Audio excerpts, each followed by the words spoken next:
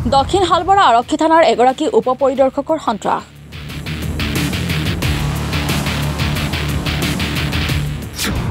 পাঁচ অধিবক্তাই উপ পৰিদৰ্শকৰ বিৰুদ্ধে ডিজিপিলৈ প্ৰেৰণ কৰিলে অভিযোগ। দক্ষিণ হালমৰা আৰক্ষী থানাৰ উপ পৰিদৰ্শক জয়ন্ত ৰাজখোৱাৰ বিৰুদ্ধে দক্ষিণ হালমৰা 5কৈ অধিবক্তাৰ ডিজিপিলৈ গুৰুতৰ অভিযোগ দাখিল কৰা ঘটনাই সমগ্ৰ জিলাখনত চাঞ্চল্যৰ সৃষ্টি কৰিছে।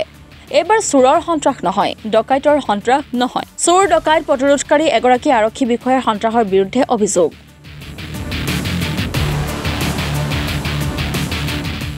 উল্লেখ্য যে দক্ষিণ হালমৰা মানকাছাৰ জিলাৰ দক্ষিণ হালমৰা আৰক্ষী থানাত কৰ্মৰত আৰক্ষীৰ উপ পৰিদৰ্শক জয়ন্ত ৰাজখোৱাই দীৰ্ঘদিনৰ পৰাই অঞ্চলটোৰ সাধাৰণ ৰাইজৰ পৰা ধন দাবী কৰি সন্ত্ৰাসৰ সৃষ্টি কৰাৰ লগতে চোৰাং গৰুৰ বেপাৰীৰ লগত সম্পৰ্ক ৰখাৰ উপৰিও অবৈধ ড্ৰাগছ টেবলেটৰ সৰবৰাহকাৰীৰ লগত সুসম্পৰ্ক ৰখাৰ গুৰুতৰ অভিযোগ উত্থাপন কৰি দক্ষিণ হালমৰাৰ 5গৰাকী অধিবক্তাই আৰক্ষী সঞ্চালক প্ৰধানলৈ অভিযোগ প্ৰেৰণ কৰে।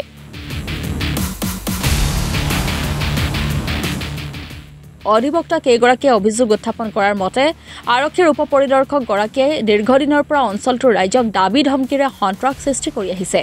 সন্ত্ৰাস সৃষ্টিকাৰী আৰক্ষী বিষয়াগৰাকীৰ এনে কাণ্ডৰ বিৰুদ্ধে কোনো সাধাৰণ নাগৰিকে অভিযোগ দিব বিচাৰিলে তেওঁক ড্ৰাগছ চাইবাৰ অপৰাধ আদি মিছা কেছত ফচাই দিয়াৰ ভাবুকি প্ৰদান কৰি আৰক্ষী বিষয়াগৰাকীয়ে তেওঁৰ ক্ষমতাৰ অপব্যৱহাৰ কৰাৰ অভিযোগ উত্থাপন হৈছে, যাৰ ফলত এবাৰ সাধাৰণ ৰাইজ নহয় 5গৰাকী অধিবক্তাই বিষয়াগৰাকীৰ বিৰুদ্ধে অভিযোগ কৰিবলৈ বাধ্য হৈছে।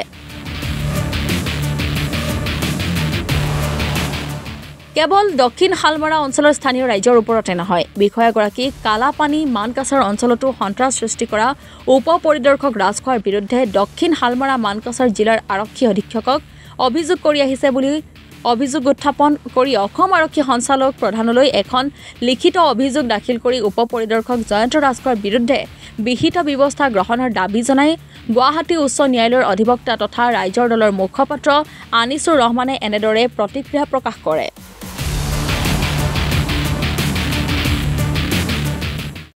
দক্ষিণ হালমৰাৰ 5জন কৰি উচ্চ ন্যায়ালয়ৰ অধিবক্তাই বিভিন্ন সময়ত জয়ন্ত ৰাজখোৱা এছআইজনৰ বিৰুদ্ধে ৰাইজৰ পৰা বিভিন্ন অভিযোগ পাই আহিছে।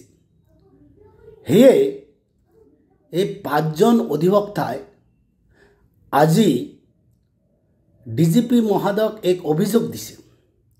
অভিযোগত স্পষ্ট কৰি লেখা আছে যে তেওঁৰ কাৰুকাৰ্য কি কৰি আহিছে ইমান দিনে। আমি যেতিয়া থানাৰ আগেদি অহা যোৱা কৰোঁ সঘনাই দেখা পাওঁ যে গৰুৰ বেপাৰী তাতে বাহৰ পাতি আছে, যিবিলাক টেবলেটৰ বিজনেছ কৰে, যিবিলাক ব্ৰাউন চুগাৰৰ বিজনেছ কৰে, যিবিলাক হিৰ'ইনৰ বিজনেছ কৰে, সঘনাই থানাত অহা যোৱা কৰে। আৰু তেওঁৰ লগত এইবিলাক মানুহৰ লগত তেওঁ সুসম্পৰ্ক বুলি ৰাইজে আমাক অভিযোগ কৰিছে বা কেতিয়াবা কথা পাতোতে আমি দেখা পাওঁ। আচলতে এই এছআইজন, এই আৰক্ষীজন আচলতে অপৰাধীক দমন কৰিব গৈছে দক্ষিণ হালমৰা নে অপৰাধীক সুৰক্ষা দিব গৈছে? ৰাইজে অভিযোগ কৰিছে যে হোৱা নোহোৱা কেছত ভয় ভীতি দেখুৱাই বিভিন্ন সময়ত পইচা দাবী কৰি আহিছে বা পইচা লৈছে। ইয়াৰ মূলতে ৰাজখোৱাৰ লগে লগে আমাৰ কিছুমান স্থানীয় কিছুমান দালালৰ কাৰণে এই ৰাজখোৱা এই কাৰুকাৰ্য কৰিবলৈ সক্ষম হৈছে।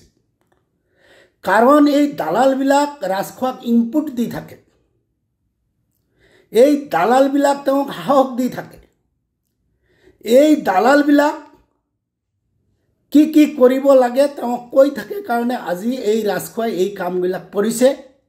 সেইকাৰণে ডিজিপি মহোদয়ক আমি অনুৰোধ কৰিছোঁ যে পুলিচ প্ৰশাসন হৈছে সাধাৰণ ৰাইজৰ কাৰণে, সাধাৰণ ৰাইজক হাৰাশাস্তি কৰাৰ কাৰণে নহয়, সাধাৰণ ৰাইজৰ মাজত আতংক সৃষ্টি কৰাৰ কাৰণে নহয়।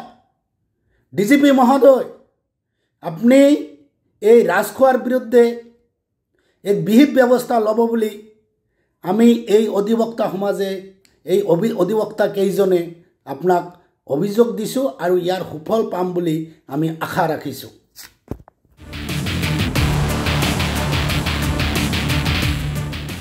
News desk ৰিপাব্লিকানী।